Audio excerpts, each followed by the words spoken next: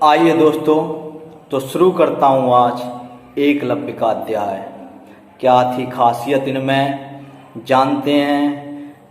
मैंने अपनी सोच से कैसे उस खासियत को अपने हिसाब से कैच किया है, पकड़ा है, आइए जानते हैं।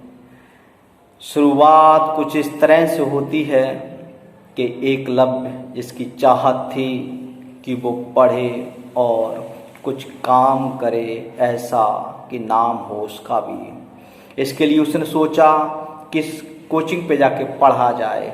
उस वक्त गुरु द्रोण की कोचिंग का नाम सबसे ऊपर था, इसलिए वो गुरु द्रोण के यहाँ गया। गुरु द्रोण से कहा कि मैं आपके यहाँ एडमिशन लेना चाहता हूँ, मैं आपके पास पढ़ना चाहता हूँ।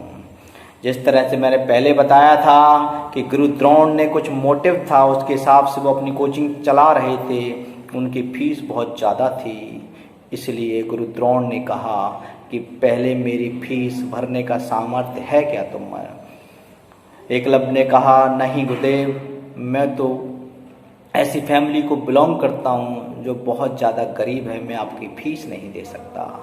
तो गुरु द्रोण ने कहा कि मैंने इस विद्या को बेचना ही इसलिए शुरू किया है कि मुझे धन की ज़रूरत है, इसलिए आप कोई दूसरी कोचिंग ढूंढें, उस पे जाके पढ़ें, क्योंकि मेरी कोचिंग की फ़ीस भरने का सामर्थ्य सिर्फ उन्हीं के पास है जो राजाओं के लड़के हैं, और उन्हीं को मैं पढ़ाता हूँ, इसलिए आप कहीं दूसरी जगह चले जाएं।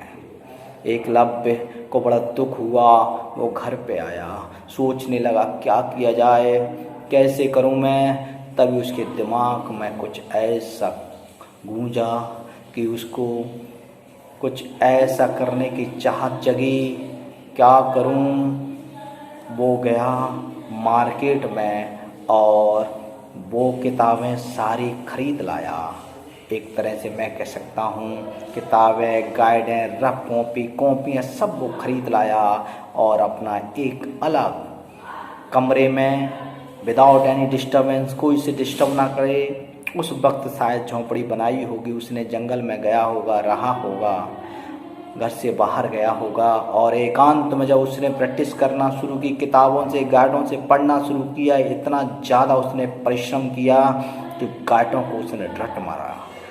एक वक्त ऐसा आया जब वो पढ़ रहा था, एक कुत्ता भौंक रहा था, उसकी आवाज़ से वो डिस्टर्ब हो रहा था। जब कोई ध्यान से पढ़ता है उस वक्त शोर होता है तो वो डिस्टर्ब होता है। उसने कुछ इस तरह से तीर चलाए कि उस कुत्ते का पूरा मुंह भर गया, लेकिन उसके मुंह से खून की एक बूंद न गिरी, और वो कुत्ता भरे हुए बाण अपने मुंह में लिए गुरु द्रोण के आश्रम से गुजरा। गुरु द्रोण ने देखा ये तरीका तो कोई बिरला ही जानता है, इतना सामर्थ्य किसके पास है। इस एनालिसिस को करने वाला, इस सवाल को सॉल्व करने वाला तो मैं ही हूँ, मेरे अलावा इसको कोई सॉल्व नहीं कर सकता।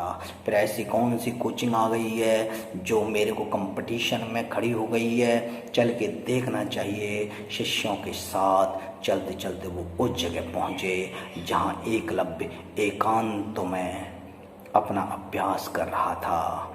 और जब गुरु द्रोण ने जाके पूछा कौन हो तुम, तब उसने बताया गुरुदेव मैं आपका शिष्य एकलव्य हूँ। गुरुदेव चौंके, मैंने तो तुम्हें दीक्षा दी ही नहीं। तब उसने बताया गुरुदेव जब आपने मना कर दिया था तो मैं बाजार में गया और बाजार में जाके मैं सारी किताब कॉपियाँ खरीद लाया, आपके चित्र को मैंने गुरु माना और मैंने खुद ही अभ्यास शुरू किया। अगर ये क्वालिटी आपके अंदर है कि आपको गुरु की ज़रूरत नहीं है, किताब कॉपी खरीद के आप रोज़ अभ्यास कर रहे हैं, दिन रात आपने लगा दिया पढ़ने में, तो आपको भी हराने वाला कोई नहीं है, क्योंकि आपको गुरु की भी ज़रूरत नहीं पड़ी और उस ऊंचाई को छुआ जिसको आज तक कोई न छू सका था।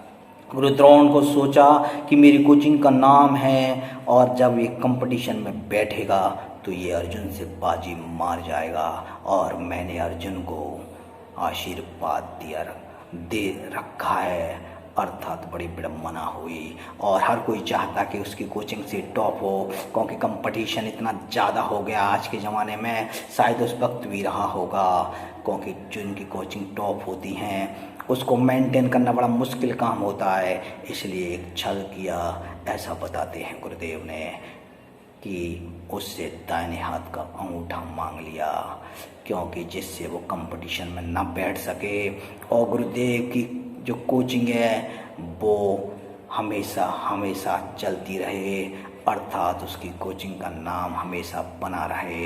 इसलिए एक गुरु दक्षिणा के रूप में उन्होंने अंगूठा मांग लिया, क्योंकि फीस भरने की सामर्थ्य नहीं थी एकलव्य के पास। इसलिए गुरु द्रोण ने अपनी फीस के रूप में अंगूठा मांगा, जबकि गुरु द्रोण का हक नहीं था, हक तो सिर्फ एकलव्य का खुद की मेहनत का था, लेकिन गुरुदेव ने वो भी कर दिया।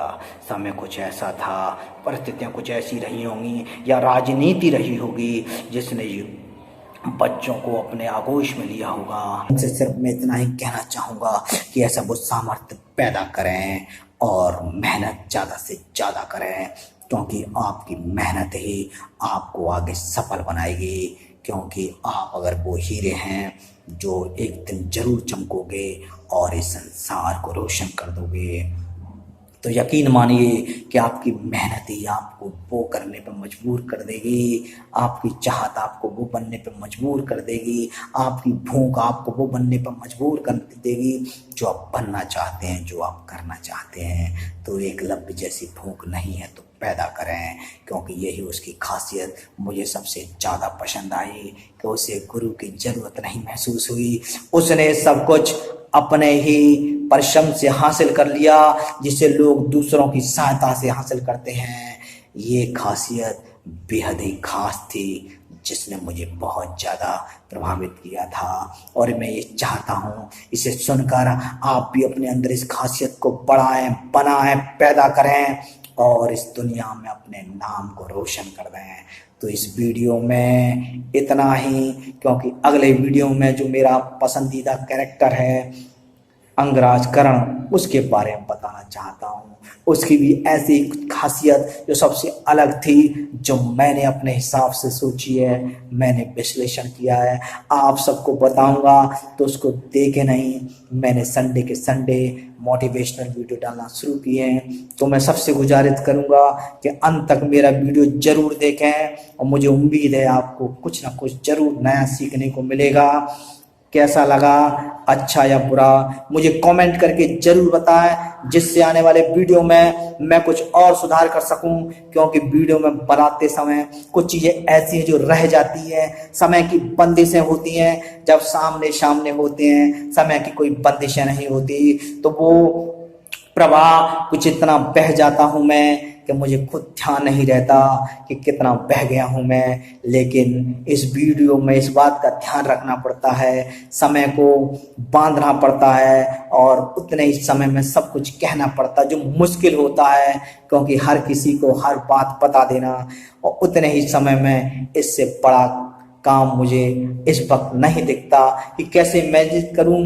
जो मैं फैल जाता हूं, अपने आप को कैसे सिखाऊं वीडियो के खत्म होने तक, ये इस बात को जरा मैं जब समझता हूं तो मुझे बहुत कुछ अपने आप को समेटना पड़ता है। जो कहना चाहता हूं कह नहीं पाता हूं और रुक जाता हूं।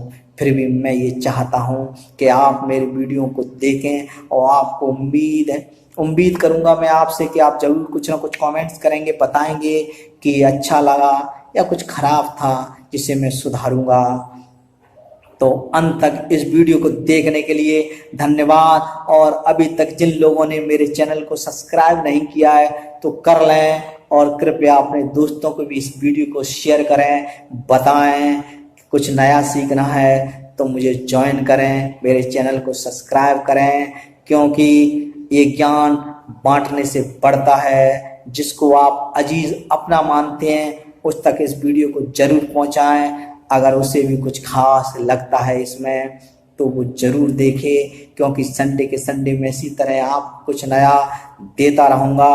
और हर दिन तो मैं सब्जेक्ट के हिसाब से वीडियो डालता ही रहता हूँ, तो आप देखते रहें, क्योंकि आने वाले दिनों में मैं और वीडियो बढ़ाने वाला हूँ और सब्जेक्ट बढ़ाने वाला हूँ। तो देखें, अंत तक इस वीडियो को देखने के लिए धन्यवाद। Thank you for watching this video. Till then, bye bye.